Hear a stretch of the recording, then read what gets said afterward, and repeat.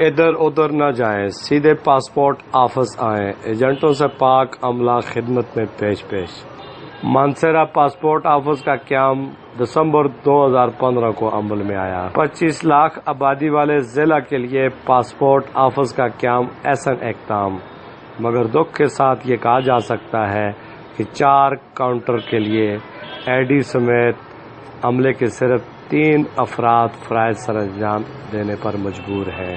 روزانہ 100 سے زائد افراد مرد و خواتین پاسپورٹ بنانے کی غرض سے آتے ہیں، عملہ کم ہونے کی وجہ سے انتظار کرنا پڑتا ہے۔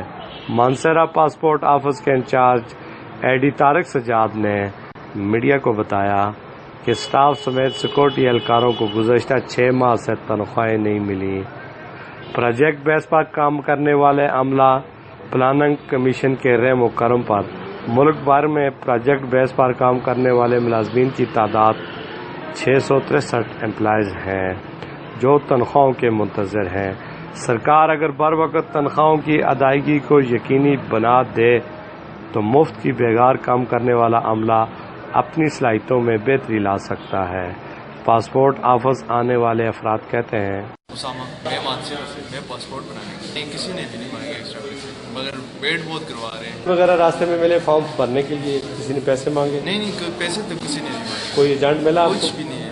ایجنٹ نہیں، باہر بندہ تھا، اس نے فارم فل کر کے دیا، میں خود نیشنل بینک میں جمع کروا گیا اور میں 30 روپے لیے، 30 روپے اوپر لیے ہیں۔ وہ کس چیز کے 30 روپے بینک والے ایکسٹرا لے رہے ہیں؟ ہاں جی، ایکسٹرا لے رہے ہیں۔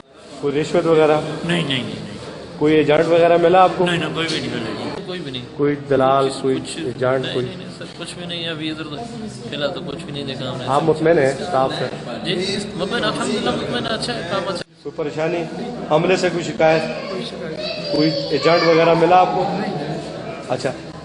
میر افضل گلزار، ڈسٹرکٹ میڈیا، مانسہرہ۔